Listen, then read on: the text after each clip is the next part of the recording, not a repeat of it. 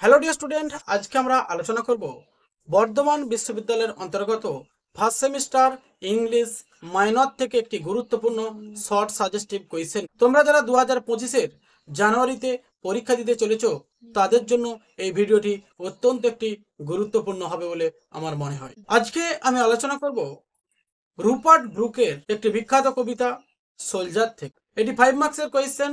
এই কোয়েশ্চেনটা তোমাদের জন্য অত্যন্ত গুরুত্বপূর্ণ কোয়েশ্চেন। কোয়েশ্চেনটা হলো, what value does the poem attach to patriotism? What value, কোন মূল্য দেয় does the poem attach? What value does the poem attach? কবিতাটা কোন মূল্যের স্পর্শ দেশপ্রেমিকতার সঙ্গে সংযুক্ত? অ্যান্সারটা ডিয়ার স্টুডেন্ট তোমরা দেখবে, the soldier is a patriotic poem. এই সোলজার কবিতাটি একটি দেশপ্রেমিক কবিতা।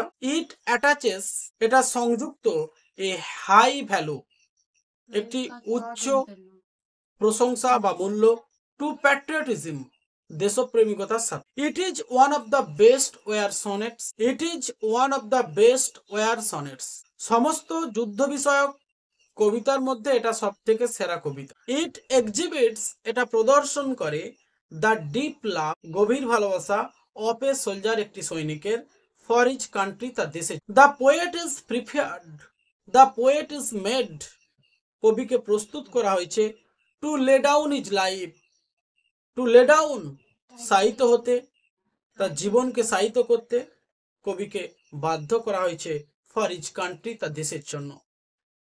ইভেন, এমনকি আফটার ইজ ডেথ, তার মৃত্যুর পরে, the poet doesn't want to be separated from his country, কবি কিন্তু চান না তার নিজের দেশ থেকে বিচ্ছিন্ন হয়ে যেতে মৃত্যুর পরেও। হিজ ফাইটিং, তিনি লড়াই করেছেন, এ ব্যাটেল, একটি যুদ্ধ বা সংগ্রাম চালিয়েছেন, ফর ইজ কান্ট্রি, তার দেশের জন্য। হিজ অ্যাওয়ার দ্য ফ্যাক্ট, তিনি ওই ঘটনা সম্পর্কে সচেতন, that after his death in battle, যুদ্ধক্ষেত্রের মধ্যে, তার মৃত্যুর পরেও, হি উইল বি বিউরিড, তাকে কবর দেয়া হবে বা তাকে সমাধিস্থ করা হবে, অন এ ফরেন সয়েল, একটি বিদেশের মাটিতে।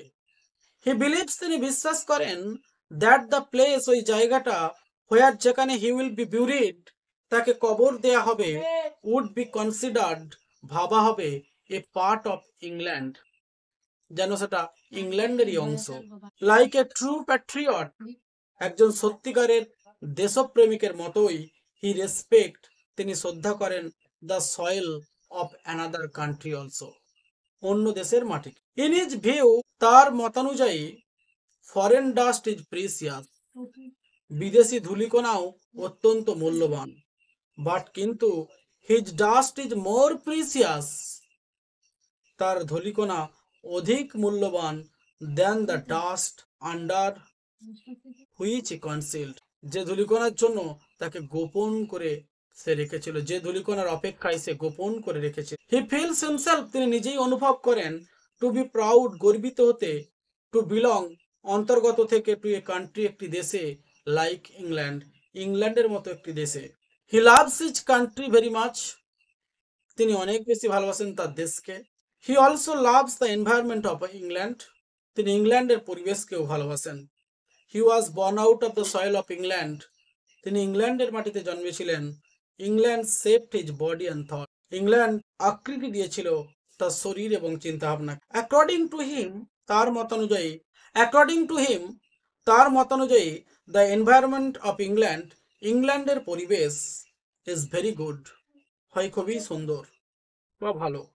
It is full of with many beautiful things, ইংল্যান্ডের পরিবেশ অনেক সুন্দর সুন্দর রোমাঞ্চিত দৃশ্য দিয়ে পরিপূর্ণ, লাইক লাভলি ফ্লাওয়ার্স, সুন্দর ফুল, clear streams, beautiful stars.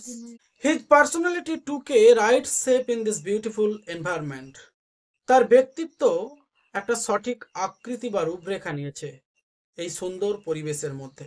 So, like a true soldier, একজন সত্যিকারের সৈনিকের মতো, the poet is fully devoted, কবি নিজেকে সমর্পণ করে দিয়েছে, টু ইজ কান্ট্রি, তার দেশের জন্য।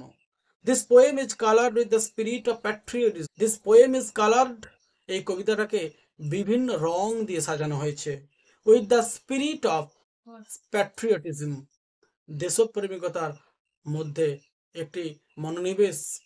দিস পোয়েম ইজ কালার্ড, এই কবিতাটাকে বিভিন্ন রঙে সজ্জিত করা হয়েছে। উইথ দ্য স্পিরিট, একটি আত্মা দিয়ে, অফ প্যাট্রিয়টিজম, দেশপ্রেমিকতার আত্মা দিয়ে এই কবিতাটাকে বিভিন্ন রঙে সাজানো। ডিয়ার স্টুডেন্ট, এই হচ্ছে তোমাদের এই গুরুত্বপূর্ণ কোয়েশ্চেনটির অ্যান্সার, পুঙ্খানুপুঙ্খভাবে তুলে ধরলাম। হ্যাঁ ডিয়ার স্টুডেন্ট, একটা কথা বলে রাখি, যারা বর্ধমান বিশ্ববিদ্যালয়ের অন্তর্গত ফার্স্ট সেমিস্টার ইংলিশ মাইনর পেপারের ছাত্রছাত্রী, তাদের জন্য fully paid PDF suggestion ready আছে।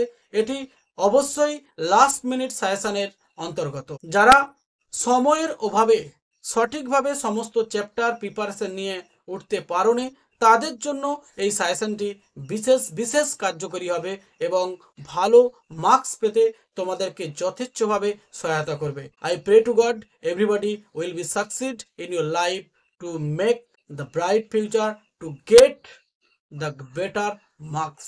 যারা এই লাস্ট পেড পিডিএফ সাজেশন সংগ্রহ করতে ইচ্ছুক, নিচের ডেসক্রিপশন বক্সে যে হোয়াটসঅ্যাপ নাম্বার প্রোভাইড করা আছে, তোমরা সেই হোয়াটসঅ্যাপ নাম্বারে কমিউনিকেট করতে পারো। ডিয়ার স্টুডেন্ট, আবার দেখা হবে এই ধরনের গুরুত্বপূর্ণ এবং নলেজেবল ভিডিও নিয়ে।